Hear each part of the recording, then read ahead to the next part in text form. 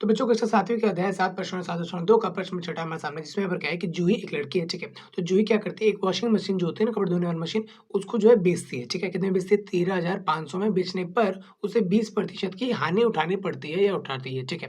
तो उसने उस मशीन को कितने में खरीदा है, ये है क्वेश्चन। समझो बात को, यहाँ पे ध्यान से है क्या, ठीक है? मान के चलो कोई भी चीज़ कितने में खरीदती, मान के चलो 10 रुपए में खरीदा, ठीक? अब उसमें कहीं न कहीं 10 में बेचे तो कोई लाभ हमको होगा नहीं, मतलब कोई एक्स्ट्रा पैसे तो आपको मिलेंगे नहीं, कोई हानि भी नहीं होगी, ठीक है? तो आप क्या करो, 10 रुपए में 2 रुपए और जोड़ोगे और 12 रुपए का चीज़ बेचो तो आपको लाभ होगा। कैसे लाभ होगा कि अगर आपने जितने में खरीदा, मतलब 10 रुपए में खरीदा और उसमें कुछ 2 रुपए जोड़ा, तब जाके उस मूल्य पर, उस वैल्यू पर, उस दाम पर बेचा, तब जाके आपको फ़ायदा होगा, ठीक है? तो कहीं न कहीं ये जो हानि हुई है किस पर हुआ है? जितने में खरीदा उतने से कम मिला होगा उसको, बात सिंपल है, ठीक है? तो कहीं न कहीं ये जो 13,500 है, इससे ज़्यादा में उसने खरीदा होगा और अब इतने में बेचा, इस वजह से उसे 20% की हानि हुई। हानि हुई मतलब कम में बेचा। बेचा तो इतने में, मतलब कहीं न कहीं कम की हुई वैल्यू है। मतलब कोई चीज़ होगी उसमें से पहले ही जितने भी उसने खरीदा होगा, मान के चलो एक्स पे खरीदा होगा, ठीक है? अपने को पता नहीं है तो एक्स पे खरीदा होगा, ठीक?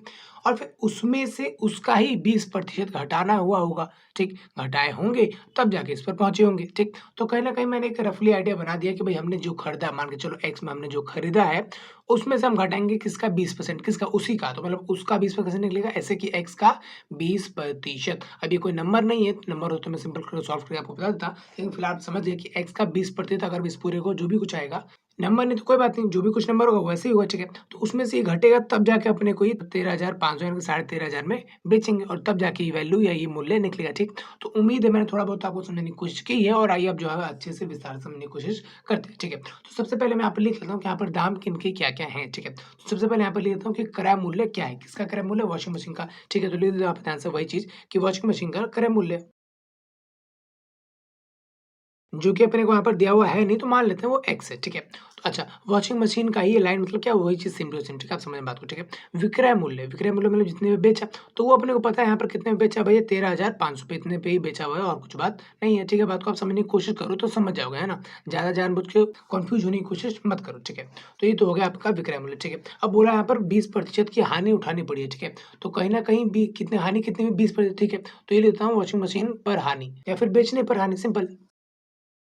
बेचने पर हानि कितनी हुई है? 20% हुई है। किसका 20%? तो एक्स का 20%, जो एक्स जो कुछ भी है, मान के चलो 100 है, 50 है, तो उसका 20% जो कुछ आएगा वो, ठीक है? तो ये तो अपने को जानकारी डिटेल दी हुई है, कुछ हमने माना और उस हिसाब से कुछ चीज़ें निकल कर आईं और ये तो दिया हुआ है, ठीक है? तो अपने को निकालना क्या है? एक्स का मान निकालना है, इसका मान, ठीक है? तो कहीं न कहीं समीकरण अगर बन जाए, यानी कोई चीज़ किसके बराबर हो जाए तो बात बन जाएगी और ये चीज़ हम करने वाले हैं, ठीक? कि अगर मैं क्रय मूल्य में से, अगर मान के चलो यहाँ पर क्रय मूल्य क्या है? एक्स, उसमें से अगर मैं उसी का 20%, जो कि ऐसे निकलेगा कि x का 20%, जो भी कुछ निकलता है उसका 20% अगर मैं घटा देता हूँ, तो आ जाएगा अपना बेचने वाला मान, है ना? क्योंकि कहीं न कहीं जितने में खरीदा, उसमें से कुछ कम हुआ, तो दाम कम हो गया, तो उतने में वो बेचा है, बात को समझो, है ना? तो ये जो कम हुआ है उसकी हानि हुई है, सिंपल। तो ये 13,500 के करीब बेचा है, ठीक? तो कहीं न कहीं बात को समझ गए होंगे क्या है तरीका और किस तरह से हम चीज़ों को सोचना है, ठीक है? तो अभी x का 20% कैसे निकलेगा? अब सिंपल है, आप इसको आप सॉल्व करेंगे और x का मान निकल के आ जाएगा कि x कितना है और x बोले तो क्रय मूल्य, तो लिख देता हूँ यहाँ पर मैं क्रय मूल्य। अच्छा, यहाँ पर आप मूल्य भी लिख लेंगे, क्रय मूल्य, विक्रय मूल्य, है ना? मैं लिखना भूल गया था, ठीक है? तो आप लिख देता हूँ यहाँ पर क्रय मूल्य, ठीक? तो क्रय मूल्य कैसे निकलेगा? सिंपल सी बात, देखो यहाँ पे ध्यान से क्या है, x में से ये घटा तो इतने बराबर, चलिए ठीक है। अब इसको ही सॉल्व कर देंगे तो अपना जो यहाँ पर जो चीज़ अपने को नहीं पता, जो कि x है, वो पता चल जाएगा, ठीक? और x का जब हम इतने को सॉल्व करेंगे, x का 20% निकालेंगे तो जो अपना निकल जाएगा हानि, कि भाई हानि कितने का हुआ है, ठीक? तो फिलहाल हानि नहीं पूछा हुआ है कि कितने का हानि हुआ है ना? नंबर में या पैसे में बताओ। फिलहाल पूछा हुआ है कि भाई कितने में कर देना है ना, x का मान निकालो, ठीक है? तो इसको सॉल्व करते हैं और आपका आंसर बताते हैं। यहाँ पे ध्यान से देखो क्या है, x हमारे सेम टू सेम। अच्छा, x का 20% कैसे निकला, इस बात को सॉल्व करने की कोशिश करो, है ना? तो x सेम टू सेम का जाएगा गुणा 20%, तो 20 के बटे में आ जाएगा कितना, 100 लिख दिया हमने, चलिए 100, वेरी गुड। अब बराबर में यहाँ पर कितना रहेगा, 13,500, चलिए ठीक है। अब एक साथ जल्दी सॉल्व हम करने की कोशिश नहीं करेंगे, जल्दी नहीं करेंगे, आराम से करेंगे, ठीक है? देखो हम यहाँ से क्या है, एक जीरो से एक जीरो कट गया और इससे ये कट गया, तो यहाँ पर ऊपर आ गया, एक नीचे आ गया 5, तो ये x गुणा हो रहा है 5 से, नहीं ऊपर वाले से, है ना? x के बटे में कुछ नहीं तो मान के चलो 1 आया, कुछ तो नंबर होगा, तो नंबर के बटे में 1 आ गया, ठीक? तो उस हिसाब से ऊपर वाले से गुणा हुआ, तो कुल मिला के बात ये होगी भाई x माइनस का, और ये कितना हो गया, x बटे में 5, चलिए ठीक है। अच्छा, बराबर में कितना कितना यहाँ पर 13 13,500 चलिए ठीक है। अब इसको आप सॉल्व कर देंगे और आपका आंसर आ जाएगा। सॉल्व कैसे करेंगे? बड़ा सिंपल है, देखो आपको बताता हूँ। देखो यहाँ पर x और x 2 x है, दोनों x को आपस में जमा या घटा गुणा भाग किया जा सकता है क्योंकि समान है, तो इसलिए जमा घटा तो कर ही सकते हैं, ठीक है। तो करेंगे घटा, लेकिन घटा में ये देखो ये बटे में नहीं है, तो उसको बटे में बनाना पड़ेगा। तो बटे में बनाया तो बटे में आ गया 1, लगा सकते हैं, खुद से लगा दिया हमने, चलिए ठीक है।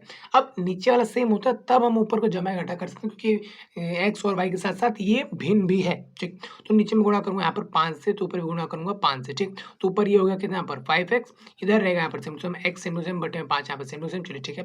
इधर हो गया यहाँ पर 5, ओके वेरी गुड। बराबर सारी चीज़ें वैसे ही उतरती जाएँगी, ठीक। तो जब हम सॉल्व करते हैं तो नीचे की तरफ सॉल्व करते हैं कि भाई वो जो सॉल्व हो रहा है तो और नीचे अगला स्टेप आता रहेगा और बाकी सब सारी चीज़ें सेम टू सेम, चलिए ठीक है।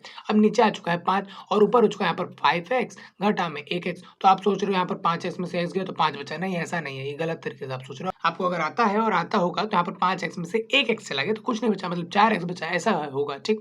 तो 4x यहाँ पर रहेगा, बटे में यहाँ पर कितना रहेगा 5, बराबर यहाँ पर कितना रहेगा 13,500। अब आएगा x का वैल्यू सिंपल, क्योंकि अब x ही एक ही रह गया और x का हम मान निकालने वाले सिंपल, तो x बराबर में हो जाए यहाँ पर 13,500, चलिए ठीक है। अच्छा x के साथ ये क्या कर रहा है, भाग, तो हम क्या करेगा गुणा, तो लाओ भैया गुणा कर देते हैं 5 को, चलिए ठीक है। और 4 यहाँ पे क्या कर रहा है गुणा, तो आखिर नीचे यहाँ पे क्या करेगा भाग। अब सिंपल सी बात है, इसको मैं इससे काटूंगा क्योंकि इससे ही तो कट नहीं सकता, इसको इससे काट दो या फिर गुणा कर दो। इसको इससे काट दूंगा तो ये खत्म हो जाएगा, फिर गुणा कर दूंगा या फिर गुणा करके काट लो, आपकी मर्जी है, सेम टू सेम आंसर आपका आ जाएगा, ठीक है।